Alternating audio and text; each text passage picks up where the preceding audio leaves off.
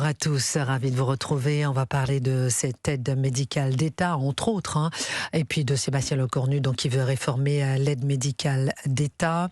Je disais qu'on va parler aussi de ce réfugié congolais, déjà reconnu en Grèce, qui peut désormais demander à la France de prendre le relais médical. Je disais que c'est plus une question de décision juridique, c'est un choix de société. Est-ce que la France doit devenir l'hôpital de dernier recours en Europe? Alors on est à la fois surpris, je vais entendre Gabriel Cluzel, Éric Tegner et ensuite notre invité Andrea Cotarac, porte-parole du Rassemblement national. On est à la fois surpris de ces deux décrets pris par Sébastien Lecornu, mais qui ne suppriment pas l'aide médicale d'État comme l'a demandé. Par exemple, les Français, lors d'un sondage européen CSA, 57% des Français l'avaient réclamé. Mais voilà, deux décrets à la marge. Et puis on est également surpris par ce Congolais qui, par le Conseil d'État, pourra être soigné en France. Beaucoup de questions se posent. Alors le budget est bouclé, mais un budget quand même où on s'est très peu occupé des dépenses de l'État. Gabriel Cluzel. Écoutez, Sébastien Lecornu a fait du Sébastien Lecornu, c'est-à-dire qu'il a donné un peu du grain à moudre à l'aile la plus à droite. Vous voyez, je m'occupe de l'AME, je fais en sorte, j'ai compris que l'AME était un sujet pour vous, donc je fais en sorte de réduire un peu. Mais en réalité, c'est absolument symbolique. Alors déjà, l'AME n'est que la partie émergé de l'iceberg, pour ne citer qu'un sujet qui a été évoqué récemment, vous savez, à travers le dossier de Marianne sur les soins psychiatriques. On sait que depuis la loi Chevènement de 98, on accorde des titres de séjour et on accueille tout un tas de gens pour des dispositifs de soins. C'est l'exception française. Et c'est une exception française, voilà. Et pour revenir à l'AME... La France accueille lorsque vous avez des problèmes psychiatriques. Voilà, alors pour revenir à l'AME, même la droite, parfois, n'est pas très à l'aise avec ce sujet, parce que je vais vous expliquer pourquoi. Souvent, on parle de il faudrait faire une aide médicale urgente. Mais ce dispositif existe déjà. Il s'appelle le dispositif pour soins urgents et vitaux.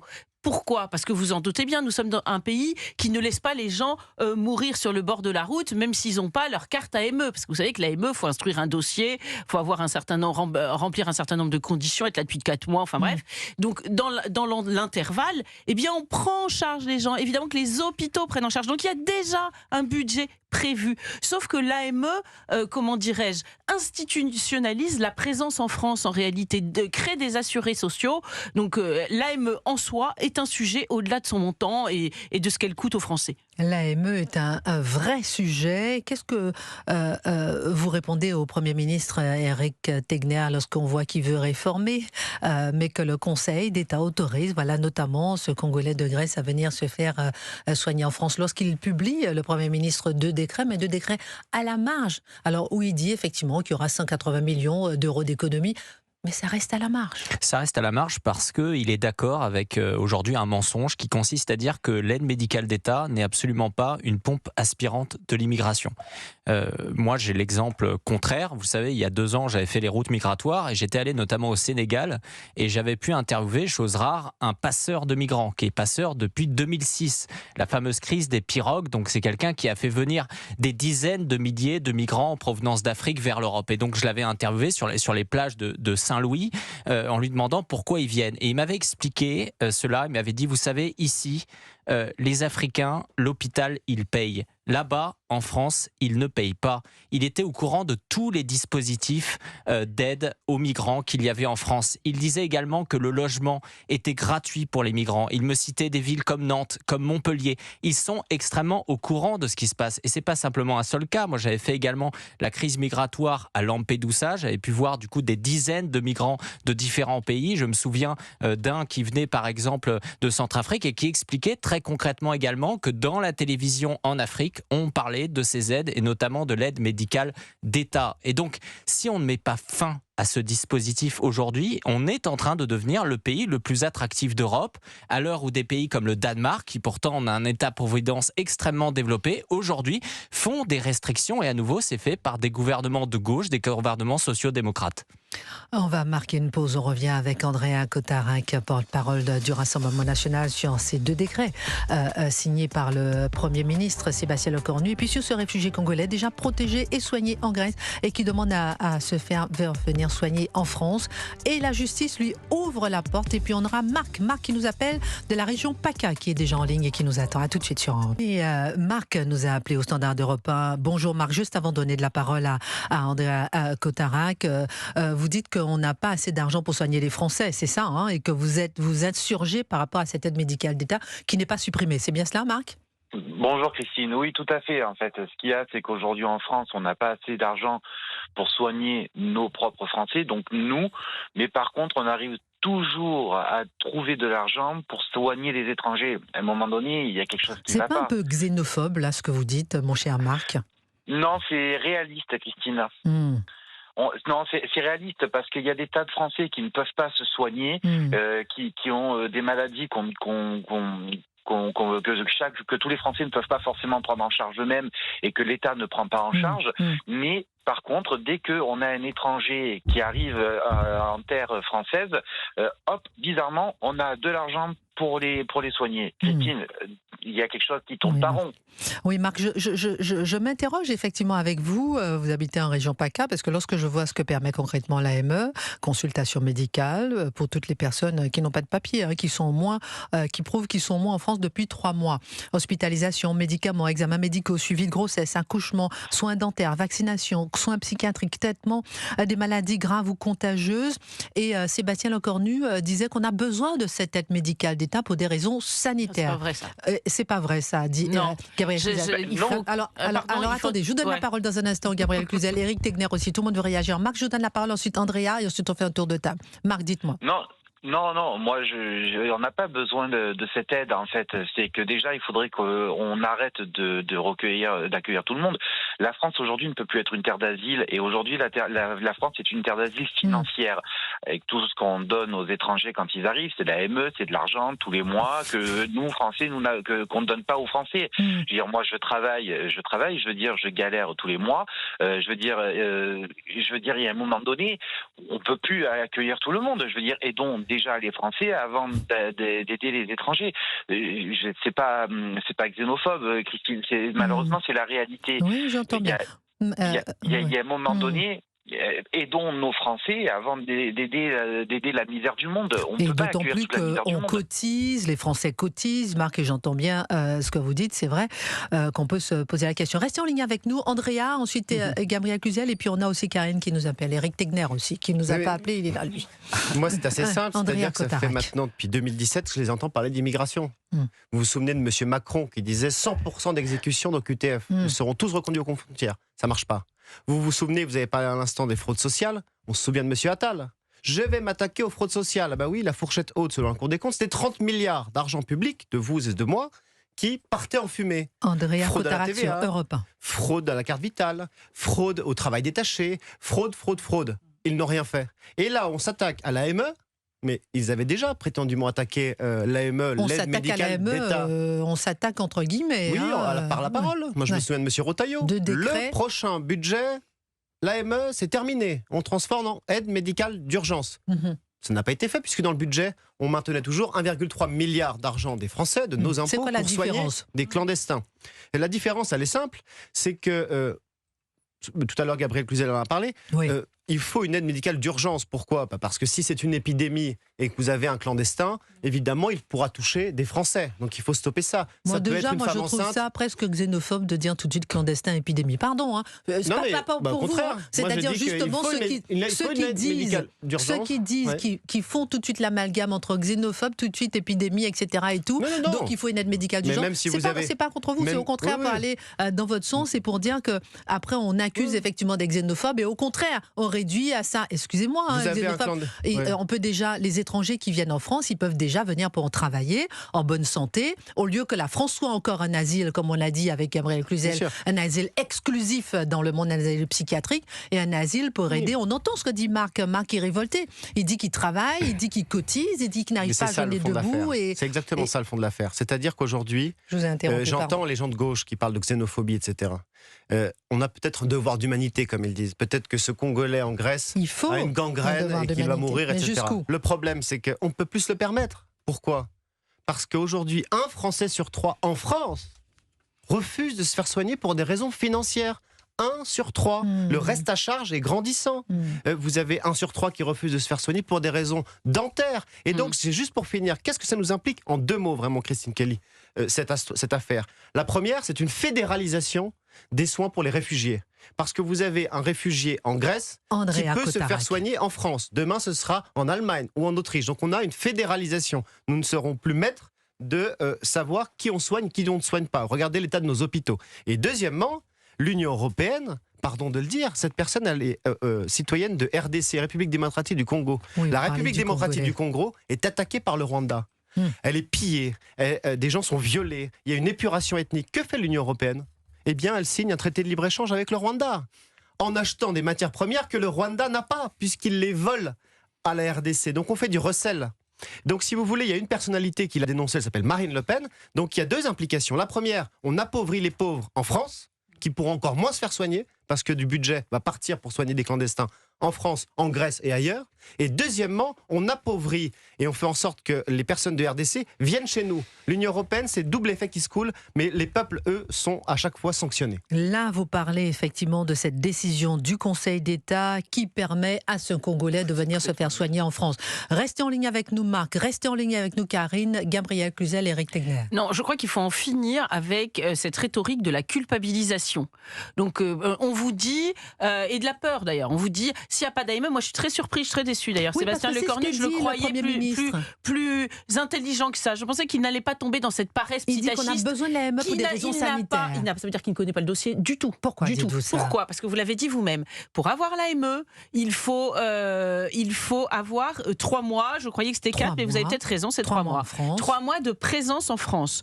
Donc vous comprenez bien que l'épidémie, la peste bubonique qui va arriver, cette fameuse épidémie qui, elle a le temps de galoper pendant 4 mois. Donc j'espère qu'on va prendre les gens en charge avant, c'est-à-dire qu'on va soigner. Donc cet argument, il est nul et non avenu. Vous voyez, c'est complètement. Et c'est pareil pour les gens qui sont en train de mourir. On nous dit vous n'êtes pas gentils, il y a des gens qui meurent. Aussi les gens qui meurent, j'espère bien qu'on va pas attendre 4 mois pour les soigner, sinon ils seront gravement morts, ça c'est sûr.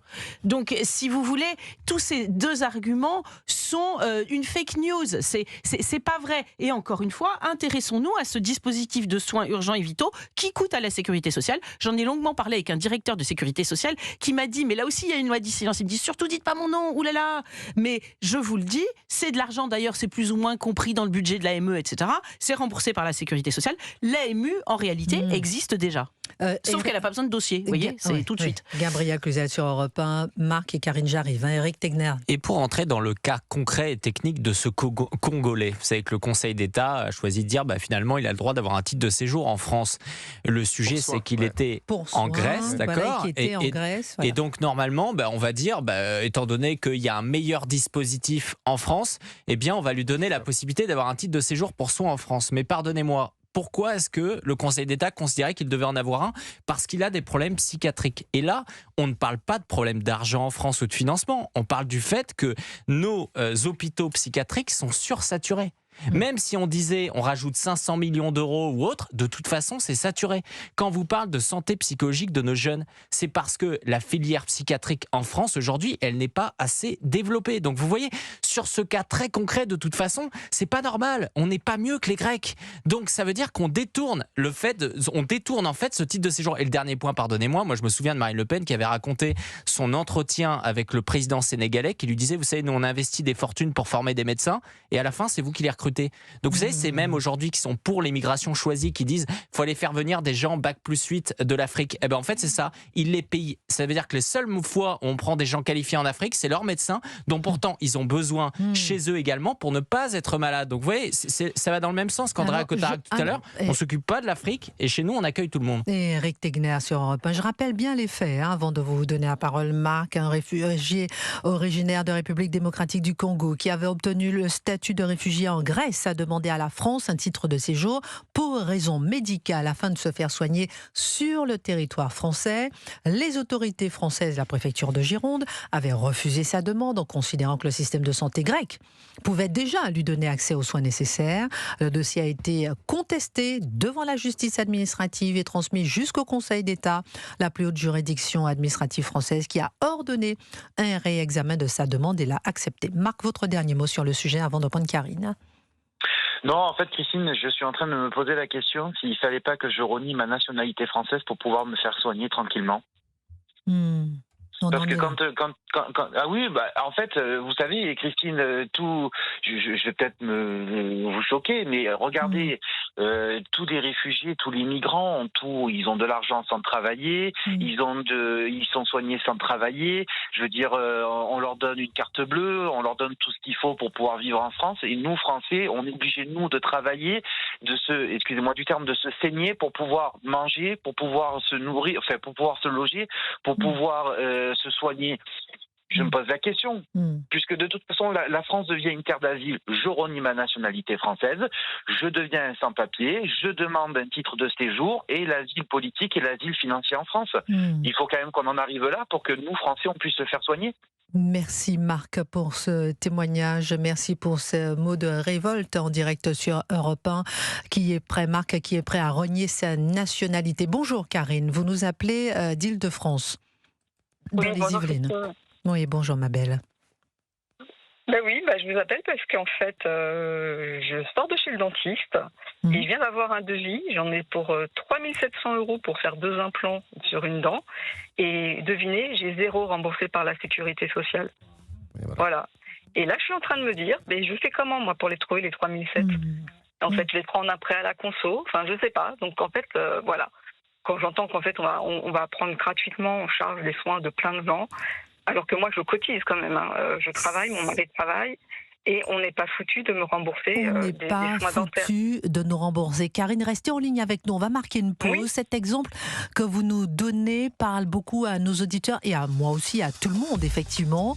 3 700 €, ça c'est votre devis pour vous faire soigner. Voilà pourquoi les Français refusent parfois de se faire soigner. Et effectivement, les Français sont choqués, comme Marc qui dit même qu'il veut renier sa nationalité française pour pouvoir se faire soigner en France. Appelez-nous au standard d'Europe 1 pour réagir sur Europe 1. Bienvenue à tous et vous nous rejoignez à l'instant. Nous sommes ensemble jusqu'à 13h. Dans un instant, nous allons avoir le père d'Ethan et Ethan lui-même qui vont témoigner. Ethan qui a été agressé à Lyon par la même bande que le jeune Théo, qu'on a pu entendre la semaine dernière. Un témoignage brut, une phrase glaçante. Il voulait me tuer. On se posera la question de cette suppression de l'excuse de minorité. Sondage après sondage, sondage après sondage. Les Français réclament cette suppression de l'excuse de minorité afin de pouvoir punir les mineurs. Appelez-nous au standard d'Europe 1 si vous voulez réagir. 01 80 20 39 21. Nous parlerons du ministre du Travail et des Solidarités, Jean-Pierre Farandou, qui envisage de suspendre les allocations en cas de fraude. Il dévoile dans le JDD une série de mesures, on en parlera dans un instant. Et puis pour l'instant, on est toujours avec Karine qui est en ligne, Andrea Cotara qui est porte-parole du Rassemblement national, autour de Sébastien Lecornu qui veut réformer l'aide médicale d'État, mais également cette histoire avec ce Congolais à qui l'administration, le Conseil d'État a donné raison. L'administration doit démontrer que les soins nécessaires sont accessibles. S'ils ne sont pas accessibles dans un pays de l'Union européenne, eh bien ils peuvent venir en France tranquille le chat. Voilà, si on peut se permettre cette expression. Nous sommes en ligne avec Karine qu'on reprendra tout de suite. Et comme Karine, vous réagissez au 01 80 20 39 21, 11h30, 13h. Vous écoutez Christine Kelly et vous sur Europe 1. 11h30, 13h. Christine Kelly sur Europe 1. Karine, il vaut mieux en sourire, mais c'est un scandale. 3 700 € de dentiste, c'est ce que vous étiez en train de nous expliquer. Et je pense à Marc qui nous a appelé il y a quelques instants. Et Marc qui se dit que je suis prêt à renier ma nationalité française pour pouvoir bénéficier des soins. Parce que en France, à la fois on paye, à la fois on est taxé, mais pour autant on ne peut pas bénéficier, se faire soigner librement. Et vous parlez de ces 3 700 € de soins, Karine, qui nous appelle des Yvelines. Tout à fait. Et là, en fait, quand vous écoutez précédemment, vous dites qu'il y a 30 milliards de fraudes pour la sécurité, la CAF, etc. Mais ça me donne vraiment envie Oui, il vaut mieux en rire, vous avez raison, parce que là, je suis hyper énervée. Et en plus, ce qui est scandaleux, c'est que non seulement il y a cet argent à aller chercher, puis a priori, personne ne va le faire, mais c'est qu'en plus, on va nous demander, nous encore, on va peut-être vous mettre une autre taxe, parce que là, il manque un peu d'argent. J'ai envie de leur dire, mais vous êtes sérieux, quoi? Enfin, c'est pas possible. Mais je me dis, il n'y a pas d'économiste autour d'eux, il n'y a pas de chef d'entreprise. Ils peuvent leur dire, c'est pas comme ça qu'on gère des budgets. Enfin, je sais pas. Voilà, quand on dit qu'on marche sur la tête, on marche vraiment sur la tête et à tous les niveaux. Et les mutuelles risquent d'augmenter. Mais bien sûr, sinon ça serait pas drôle. Donc on y est, bien sûr. Mais même ma mutuelle va pas prendre en charge la totalité. Enfin, j'ai vu, c'est à hauteur, je crois, maximum, c'est 1 000 € par an. Donc voilà. Même si elle me prend en charge une partie, ça va être infime par rapport au montant final. Donc, voilà. Et je comprends, autour de moi, j'ai des gens qui ils touchent pas à leurs dents, ils ont des trous. Voilà, ils préfèrent avoir des trous, ne plus pouvoir mâcher, vivre correctement, plutôt que de faire des dents parce qu'ils n'ont pas les moyens. Enfin, c'est clairement impactant sur le budget. Quoi. Non, les Français n'ont pas les moyens. Merci beaucoup, Karine, de nous avoir appelé sur Europe 1. Merci beaucoup. Géraldine Namon, je vous vois bien disant que oui, parce que surtout que les dents, c'est très important. Des mots de dents, ça peut avoir un impact sur, sur d'autres parties du corps. Les dents, c'est primordial. Andréa Cotarac, lorsque vous entendez, vous êtes porte-parole du Rassemblement national, lorsque vous entendez les Français qui sont en train de donner exemple concret à l'appui, dire qu'ils ne peuvent pas se faire soigner et qu'on voit effectivement que la France permet de soigner les personnes malades en Europe, comment vous réagissez? Qu'est-ce que vous avez envie de répondre à Karine? C'est pour des gens comme ça que je me bats. Puisque je suis content d'avoir précisément un exemple sur les soins dentaires, puisque tout à l'heure je vous ai dit que 30% des Français, quand Karine dit autour de moi j'ai des gens qui ont des trous, etc., c'est 30% les statistiques. 30% des Français refusent de se faire soigner pour des raisons financières. Et donc moi c'est pour eux que je me bats, parce que quand j'entends la gauche me parler de devoir d'humanité pour une personne congolaise réfugiée en Grèce, mais moi le devoir d'humanité c'est d'abord pour les miens, pour les Français. Quand vous voyez que sous Emmanuel Macron on a un taux de pauvreté record, jamais enregistré depuis 1996. On doit quand même se poser des questions. Là, je vous parle des soins, mais vous avez aussi les factures énergétiques. 30% des Français n'arrivent plus à payer leurs factures d'énergie. Il y a un déclassement généralisé du peuple français. Et pardon, j'en veux pas moi aux migrants personnellement, là, le fameux citoyen congolais. J'en veux aux politiciens. Entre 2013 et 2023, François Hollande et Emmanuel Macron, ont supprimé 43 000 lits d'hospitalisation complète. Hôpital psychiatrique et le reste. Et dans le même temps, l'année dernière, on a fait rentrer 600 000 migrants légaux dans notre pays. Mais comment voulez-vous que nos services publics tiennent? Comment voulez-vous que nos urgences tiennent? Comment voulez-vous que nos services publics en général tiennent? Comment voulez-vous que nos écoles puissent tenir quand vous supprimez, vous donnez moins à nos services publics et dans le même temps, vous accueillez à tour de bras? Cotarac, porte-parole du Rassemblement national en direct sur Europe 1. Est-ce que vous parleriez d'asile ou encore de tourisme médical institutionnalisé? Moi, je parle d'une fédéralisation européenne. Je pense que ce qui est recherché par le Conseil d'État, mais sous pression de l'Union européenne, c'est faire en sorte que peu importe où le réfugié accoste, j'ai envie de dire, en Europe, eh bien, il doit être soigné n'importe où. Et notamment en France, puisqu'apparemment on est les premiers à dire oui. En particulier en France, parce que nous sommes les mieux-disants. Et en particulier en France, parce qu'en plus on est les premiers à dire si, nous on peut faire, alors qu'en réalité on ne peut pas. Et deuxièmement, je le redis, ça appauvrit les pauvres en France. On fait plus de pauvres, on fait plus de fonctionnaires malheureux, notamment à l'hôpital. Mais dans le même temps, cette même Union européenne, vraiment j'insiste, appauvrit en Afrique. Par cet été de libre-échange, je parlais tout à l'heure du Rwanda vis-à-vis de la RDC. Donc il faut en finir, ou en tout cas taper du poing sur la table et remettre les choses en ordre. D'abord les nôtres, ensuite les autres. Est-ce qu'il faut peut-être harmoniser les soins de santé au niveau européen, peut-être pour éviter ces situations? Non, je pense que d'abord il faut sanctionner toutes ces personnes que vous avez citées depuis tout à l'heure. Moi je suis arrivé il y a une demi-heure. Ouais. On a expliqué qu'ils veulent suspendre les allocations familiales. Merci, ça fait 9 ans que j'entends parler de ça. Ils nous ont expliqué qu'il fallait s'attaquer aux fraudes sociales. Merci, ça fait 9 ans que j'entends ça. Il faut s'attaquer à l'AME. Merci, ça fait 9 ans que j'entends ça. Donc ma conclusion, pour en finir, c'est que je pense qu'il faut en finir avec les macronistes maintenant. Il faut en finir avec les macronistes. On marque une pause. On revient avec Andréa Cotarac, avec ce Congolais qui, grâce au Conseil d'État, peut se faire soigner en France. Une certaine harmonisation pour pouvoir se faire faire soigner peut-être dans toute l'Europe. Sauf que la France est effectivement, comme dit Gabriel Cluzel, la mieux disante. Pourquoi est-ce qu'on est toujours les dindons de la farce? Qui va sauver la France? Qui va se lever pour sauver les Français? Je vais rester qui nous appellent, restez avec nous, qui nous appellent en direct sur Europe 1. D'ailleurs, on a Ariel qu'on prendra dans un instant. Restez avec nous sur Europe 1. C'est moi qui me suis trompée, c'est Ariel qui nous appelle de Soleil-Noir. Elle travaille à la CAF. On va lui donner la parole dans un instant, puisqu'elle vient de nous appeler et elle a des révélations à nous faire sur la CAF. Le temps pour moi de vous dire qu'on parlera dans un instant des propositions du ministre du Travail et des Solidarités, Jean-Pierre Farandou, qui envisage de suspendre les allocations en cas de fraude. Il dévoile dans le JDD des mesures. On en parlera dans un instant. D'abord, Ariela, bonjour. Vous venez de nous appeler en direct sur Europe 1. Vous travaillez à la CAF et vous avez des révélations à nous faire sur ce sujet. Nous réagissons ce matin sur l'aide médicale d'État, sur ces Français qui ne peuvent pas se soigner, sur Karine qui a appelé avec ses 3 700 € de dentiste qu'elle n'arrive pas à payer. Bonjour Ariela. Bonjour, merci de me donner la parole. C'est vrai que c'est difficile de pouvoir s'exprimer. Concernant l'aide médicale pour les étrangers, effectivement, c'est parfois incompréhensible quand on sait que quand on est travailleur, on a du mal, nous, à se soigner. Pour mon cas, moi j'ai mon papa qui a une retraite, il a travaillé depuis ses 16 ans, il a une retraite inférieure à 1 000 €, il n'a pas les moyens de se payer une mutuelle, on demande la CMU, on le refuse, donc du coup c'est moi, je vais chez mon médecin et je demande des médicaments et je lui donne ces médicaments. Ah oui. Voilà, on en arrive là en France. On en est là, c'est incroyable.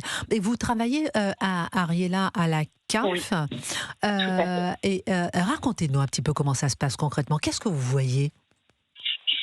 Franchement, sincèrement, c'est une usine, la CAF. C'est-à-dire, on travaille, on ne fait pas du social, on fait de l'abattage de dossiers. Les gens sont des chiffres. Il y a des aberrations sur les aides. Par exemple, je vais vous dire celle qui me paraît la plus folle, quand des parents malheureusement perdent la garde de leurs enfants et qui sont placés à l'ASE. Oui. Et ça, il y a un vrai business, il faut le savoir dessus. Ah bon? Ils ont droit à toutes les aides liées aux enfants. Les enfants, ils ne les ont plus en charge. Ils sont gérés par l'État, gérés par mais continuez à bénéficier des aides. Toutes les aides. Aides, sans exception. Ah oui. Ça veut dire qu'il y a des gens qui nous appellent à la CAF. Ah mais complètement, même triple dépense. Oui. Même triple dépense. Et il y a des gens comme ça qui en font carrément des business, parce que quand je vous dis c'est aberrant, ils ont 10 enfants, et même ils nous appellent en nous disant pourquoi vous nous avez, mes droits ont été réduits, si je fais un autre enfant, ça va me déclencher quoi comme aide? Ah oui. Donc les gens, certaines personnes vous appellent, vous Ariela, vous nous témoignez en direct sur Europe 1, vous appelez de Soleil-Noir, que certains, vous travaillez à la CAF, vous appellent, ils ont déjà plusieurs enfants, peut-être une dizaine, et ils disent combien ils peuvent toucher en ayant un enfant supplémentaire. Tout à fait. Et là, par exemple, il n'y a pas une façon de dénoncer. Je ne sais pas, moi, je prends par exemple le ministre du Travail ce matin qui envisage de suspendre les allocations en cas de fraude. Allocations et prestations sociales, dès qu'il existe des indices sérieux de fraude, le temps de l'enquête. Il parle de tolérance zéro face à la fraude sociale et fiscale avec un renforcement massif des moyens de détection. Qu'est-ce que vous en pensez, ma chère Ariela, vous qui travaillez à la CAF? Je sais pas, je suis pas sûre que ça soit efficace. Pour vous dire la vérité, un contrôleur a énormément de travail et c'est beaucoup de charges. Et donc du coup, moi qui ai voulu passer par ce poste-là, quand j'ai discuté avec des contrôleurs, ils m'ont dit non, on va pas aller jusque là pour nous rajouter du travail, pour faire des vérifications. Vous savez, une simple vérification sur Western Union, MoneyGram, pour voir s'il n'y a pas de l'argent en plus qui rentre dans le foyer et qui n'est pas déclaré. Oh non, on ne va pas aller jusque-là. C'est trop de charges, en plus. Ariela, vous qui travaillez à la CAF, vous êtes en direction Europe 1, qu'est-ce qu'il faut, par exemple? Qu'est-ce qui déclenche une vérification? Bien souvent, c'est quand on croise les informations et qu'on constate qu'il y a une erreur, quand il y a un jugement qui passe ou un dépôt de plainte et qu'on voit que la personne est en couple sur le jugement ou sur un dépôt de plainte, alors que la personne se déclare isolée. Il y a pas mal de choses. Et il y a aussi le côté data, c'est le data, on appelle ça le data. C'est simplement l'ordinateur on va lui définir des critères et il va nous ressortir des dossiers. Oui, d'accord. Voilà. Donc, on appelle ça des data. Moi, je vois par exemple la fraude constatée qui est estimée à 13 milliards d'euros. C'est quand même assez surprenant de voir que vous êtes témoin de soupçons de fraude et que vous n'avez même pas les moyens, effectivement, de pouvoir déclencher une enquête. Gabriel Cluzel et Éric Tegner réagissent et ensuite je vous redonne la parole, ma chère Ariella, qui est appelée en direct sur Europe 1. Moi, il me semble que s'il n'y a pas ces contrôles, c'est parce qu'on ne souhaite pas les faire. Là aussi, il y a un laisser-aller. Alors, je ne mets pas en cause les personnes qui travaillent à la CAF, c'est pas du tout le sujet. Ce que je veux dire, c'est que c'est un peu comme les fraudes à la sécurité sociale. Charles Prats avait donné 1000 moyens, notamment en faisant un erasme complet des cartes vitales et en repartant à zéro pour arriver à venir à bout des fraudes. Ça n'a jamais été mis en place. Moi, je remarque qu'on a le système fiscal, en revanche, le plus développé au monde. Il paraît que les Américains nous l'envient. Vous voyez, il faut bien réussir dans quelque chose. Les contrôles fiscaux, ça serait fantastique. Utilisons donc les mêmes méthodes. Là aussi, c'est absolument scandaleux de voir toutes ces fraudes à la CAF. Alors moi, j'avoue que quand j'entendais André Cotarac parler, je me disais, il n'a pas tort, il n'a pas tout à fait tort. Quand il dit, ça fait 9 ans qu'on nous dit, on va réformer ceci, on va réformer cela, l'AME, les CAF, on va sanctionner les fraudeurs. Ça ne s'est jamais fait. C'est grandisseur, petit faiseur, et ça devient insupportable. Alors, Éric Tegner, est-ce que vous voulez réagir aussi, avant de reparler encore avec Ariella? Lorsque je vois le ministre du Travail qui propose des mesures phares, alors attention, c'est un projet de loi qui doit être débattu à l'Assemblée nationale le 24 février. Mettons un peu d'espoir. Il dit suspension des allocations familiales, des allocations et prestations sociales dès qu'il existe des indices sérieux, tolérance zéro à la fraude sociale et fiscale, renforcement des outils de détection via le croisement de bases de données. Ariella nous en parlait tout à l'heure. Gel immédiat des comptes bancaires d'entreprises suspectées de fraude aux cotisations pour éviter que les fonds ne disparaissent avant sanction. Contrôle renforcé des allocataires établis à l'étranger. Lutte contre la fraude à la formation professionnelle, etc., etc. Un projet de loi qui va être débattu à l'Assemblée nationale le 24 février. Éric Tegner sur Europe 1. Bon, déjà, le croisement des données, ils vont avoir la CNIL sur le dos. Donc, étant donné qu'ils ne sont pas prêts, de toute façon, à renverser la table, ils vont juste faire de la démagogie. Ensuite, pardonnez-moi, ce sont des tartuffes, mais lorsqu'ils ont fait cette loi immigration, vous savez, qui a été majoritairement censurée, la seule chose qui est restée, c'est la régularisation des sans-papiers. À l'époque, Elisabeth Borne avait promis qu'il y aurait une grande réforme de l'AME. Ça fait 2 ans et demi qu'on l'attend. Et maintenant, ils nous font croire qu'un quart de réforme, ça serait finalement la panacée, alors que ça fait 2 ans et demi qu'il la promet. Moi, je vais vous dire, je suis d'accord avec l'auditrice concernant la fraude, etc. Mais je me méfie beaucoup. C'est un peu comme la lutte contre l'immigration irrégulière. Vous savez, une méthode aujourd'hui pour lutter contre l'immigration irrégulière, c'est de régulariser tout le monde. Vous savez. Donc, dans l'esprit des gens, c'est ça le grand problème. Moi, je vais vous dire, le grand problème aujourd'hui, c'est l'immigration légale. Le grand problème aujourd'hui, c'est le fait qu'on donne de l'argent à des migrants, à des étrangers, légalement. Et ça représente des masses bien plus importantes. J'ai même envie de vous dire, Christine, sur l'immigration irrégulière, moi, je serais prêt à régulariser les 900 000 sans-papiers sur le territoire si vous me promettez que les 10 prochaines années, c'est immigration zéro. Parce que d'un côté, il y a 900 000 personnes où je sais que de toute façon, on va avoir du mal à les renvoyer chez eux, ils vont être régularisés. De l'autre, l'immigration légale, c'est 500 000 personnes. C'est 1 million de gens en 2 ans. Donc vous voyez, c'est ça le grand problème. À chaque fois que j'entends quelqu'un qui dit « oui, je vais lutter contre le truc irrégulier, je vais lutter contre la fraude, etc. », j'entends le côté, il y a tout un pan beaucoup plus grand, 20 fois plus important qui est régulier. Ça veut dire que 65% aujourd'hui des hébergements d'urgence sont donnés non pas à des sans domicile fixe français, mais à des clandestins. Voilà la régularité. Et ça, c'est fait légalement. Donc moi, c'est là-dessus que j'aimerais qu'on s'attaque. Mais pour faire ça, il faudrait admettre une chose importante, c'est qu'il y a une immigration trop importante dans le pays et qu'une grande partie vient aussi pour des raisons économiques et non pour travailler. Merci beaucoup. Et Éric Tegner en direct sur Europe 1. Et c'est vrai que là, ce sont des petites réformes à la marge. On voit Sébastien Lecornu avec ses 2 décrets, un qui renforce la lutte contre la fraude, 180 millions d'euros. On va voir est-ce que c'est vraiment efficace ou pas, et l'autre qui facilite l'accès informatique des On donne du biscuit à la droite tout en continuant à garder la gauche dans la poche. C'est tout. C'est la seule méthode. Exactement. Appel. Merci pour votre témoignage et infiniment pour votre appel. Merci ma chère Ariel, à rester en direct sur Europe 1. On va parler d'un sujet, on aura dans un instant d'ailleurs le témoignage d'Ethan, le témoignage du père d'Ethan, avec là aussi la suppression de l'excuse de minorité. Alors on l'a vu, c'est une du journal du dimanche que j'ai sous les yeux, là, face aux nouveaux barbares, ces jeunes qui attaquent ces mineurs, qui se déchirent les uns les autres, qui sautent à pieds joints sur la tête de leurs congénères, de leurs camarades de classe. Que penser? Comment réagir? Déjà, peut-être un mot à Gabriel Cluzel en 10 secondes avant la pause. Non mais écoutez, là aussi j'ai l'impression que c'est une histoire sans fin. Vous savez, ce film dans lequel tous les jours se répètent, identiques les uns aux autres. Ce débat, nous l'avons eu 1000 fois. Donc place à l'action. D'ailleurs, il faut l'envisager dans sa globalité. Il y a une question d'éducation gravissime. Nous sommes incapables de maintenir l'autorité dans notre pays. Nous accueillons aussi des populations avec des mœurs différentes. C'est un chantier immense, un plan Marshall de la jeunesse. On va quand même s'y attaquer à ce plan Marshall. À tout de suite.